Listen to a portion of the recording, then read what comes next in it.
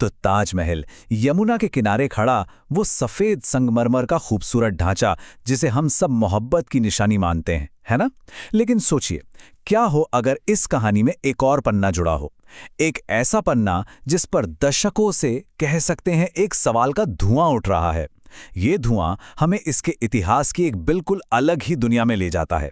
तो चलिए आज इसी धुएं के पार देखने की कोशिश करते हैं। और यही वो दो तस्वीरें हैं जो इस पूरे विवाद की जड़ में हैं।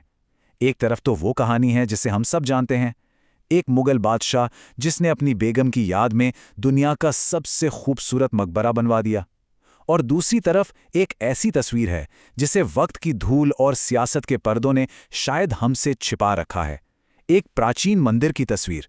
तो देखिए, बहस की बुनियादी वजह यही है, क्या ये वो मकबरा है जो शाहजहां ने अपनी बेगम मुमताज महल के लिए बनवाया था, जैसा कि इतिहास की किताबों में लिखा है, या फिर ये एक प्राचीन शिव मंदिर तेजो महालय था जिसे एक मुगल शासक ने अपने कब्जे में लेकर एक मकबरे की शक्ल दे दी। एक ही इमारत, लेकिन पहचान को लेकर दो बिल्कुल अलग अलग दावे। और इस पूरे विवाद के ठीक बीचों बीच हैं वो बंद दरवाजे जिन्हें खोलने की मांग अदालतों तक भी जा पहुंची है। ताजमहल के उस विशाल चबूतरे के ठीक नीचे बने यही कमरे इस पूरी कहानी के कह सकते हैं दिल में हैं। जी हां, एक दो नहीं, पूरे 22 कमरे। और दशकों से इन पर जो ताले लगे हैं ना, वो सिर्फ लोहे के नहीं है। ऐसा माना जाता है कि ये ताले उन राजों पर पहरा दे रहे हैं जो शायद इतिहास की पूरी किताब ही पलट दें।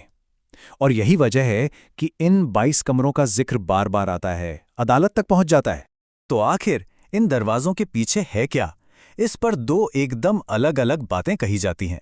एक तरफ याचिकाकर्ता हैं जिनका दावा है कि इन कमरों के अंदर हिंदू देवी देवताओं की मूर्तियां, शिलालेख सब कुछ बंद है, और दूसरी तरफ है भारतीय पुरातत्व सर्वेक्षण यानी ASI, जिसका कहना है कि अरे भाई, ये कोई रहस्यमयी तहखाने नहीं बल्कि एक लंबा सा गलियारा है जो इमारत की नींव को नदी की नमी से बचाने के लिए बनाया गया था। तो जब विवाद बहुत बढ़ा तो ASI ने एक बड़ा कदम उठाया। उन्होंने इन बंद कमरों के अंदर चल रहे मरम्मत के काम की कुछ तस्वीरें सबके सामने रख दी। अब इन तस्वीरों में क्या था? कोई मूर्तियां नहीं, कोई मंदिर के खंबे नहीं। तस्वीरों में तो सिर्फ साधारण ईंट और प्लास्टर की दीवारें, मेहराबदार गलियारे और मरम्मत का काम ही दिखाई दिया। तो क्या इन तस्वीरों से मामला सुलझ गया? बिल्कुल नहीं। सवाल उठाने वालों ने उन तस्वीरों में भी नए सवाल खड़े कर दिए। उनका कहना था कि ये जो मेहराबों के बीच में नई ईंटों की दीवारें दिख रही हैं, ये बाद में क्यों बनाई गई? क्या इनके पीछे कुछ छिपाने की कोशिश की गई है? सवाल अपनी जगह बना रहा। चलिए अब इन बंद कमरों से थोड़ा आगे बढ़ते हैं और उन सुरागों पर गौर करते हैं जो खुद इमारत की दीवारों पर और इतिहास के पन्नों में छिपे हो सकते हैं। यहां पर वक्त का गणित बहुत दिलचस्प हो जाता है। देखिए, इतिहास कहता है कि ताजमहल 1653 में बनकर तैयार हुआ, लेकिन इसके ठीक 2 साल बाद ही औरंगजेब अपने पिता शाहजहां को एक खत लिखते हैं और उस पुरानी इमारत में हो रही लीकेज की शिकायत कहती है। देखिए, इस्लामी मकबरों में चांद तारे या ज्यामितीय पैटर्न का इस्तेमाल आम है, लेकिन ताजमहल में कमल के फूल, गुंबद के ऊपर नारियल और आम के पत्तों वाला कलश और सबसे ऊपर त्रिशूल जैसा दिखने वाला शिखर, ये सारे चिन्ह तो हिंदू मंदिर शैली की गहरी पहचान है। तो क्या ये सिर्फ एक इत्तेफाक है? अब आते हैं विवाद के एक और बहुत अहम पहलू पर, वो जमीन जिस पर ताजमहल आज खड़ा है। सवाल ये है कि क्या वो जमीन खाली थी या वहां पहले से ही कोई शानदार इमारत मौजूद थी? जयपुर राजघराने के पुराने दस्तावेज इस पर काफी रोशनी डालते हैं। शाही फरमानों से पता चलता है कि शाहजहां ने मुमताज को दफनाने के लिए राजा मानसिंह की एक आलीशान हवेली को चुना था, जो उस समय उनके पोते राजा जयसिंह के पास थी। और खास बात यह है कि शाहजहां ने ये जमीन जबरदस्ती नहीं ली, बल्कि इसके बदले में राजा जयसिंह को 4 दूसरी हवेलियां दी। तो एक बात तो पक्की है, वहां पहले से एक इमारत तो थी। ताजमहल से जुड़ी कई कहानियां हैं, लेकिन जो सबसे भयानक और मशहूर कहानी है वो है इसके कारीगरों की। चलिए जरा इस कहानी के सच और झूठ को अलग अलग करके देखते हैं। हम सब ने बचपन से ये कहानी सुनी है ना, कि ताजमहल बनाने के बाद शाहजहां ने उन 20,000 कारीगरों के हाथ कटवा दिए थे।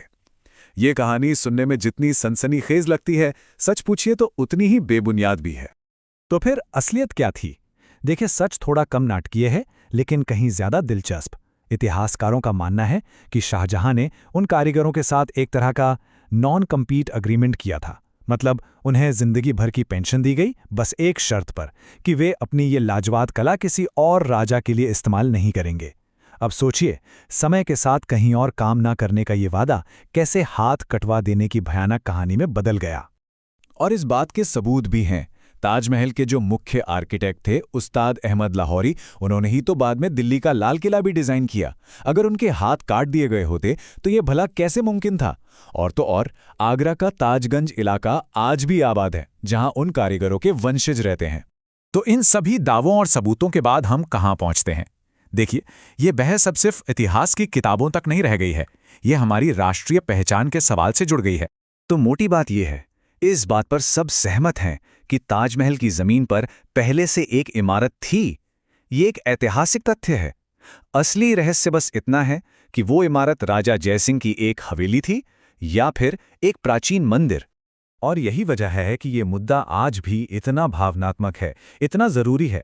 कुछ लोगों के लिए ये विदेशी हमलावरों की निशानी है, तो कुछ के लिए ये भारतीय कारीगरी और कला का सबसे बड़ा सबूत। और सच शायद इन दोनों के कहीं बीच में छुपा है। शायद हमें ताजमहल को देखने का अपना नजरिया ही बदलना चाहिए। क्या ये सिर्फ शाहजहां की मुमताज के लिए मोहब्बत की कहानी है, या फिर ये उन 22,000 भारतीय कारीगरों के हुनर और पसीने का भी स्मारक है, जिन्होंने अपनी जिंदगी इसे बनाने में लगा दी? आखिर में ताजमहल चाहे मकबरा हो या मंदिर हो, वो आज हमारी जमीन का, हमारी पहचान का हिस्सा है। असली सवाल ये नहीं कि इसका अतीत क्या था, बल्कि ये है कि हम सब मिलकर अपने इतिहास को कैसे देखते हैं। क्या इसे बंटवारे का एक जरिया बनाते हैं, या फिर अपनी इस साझा विरासत पर गर्व करने की एक वजह? अब देखिए, रहस्य तो बरकरार है, और शायद कुछ रहस्यों का अनसुलझा रहना ही उनकी असली खूबसूरती है।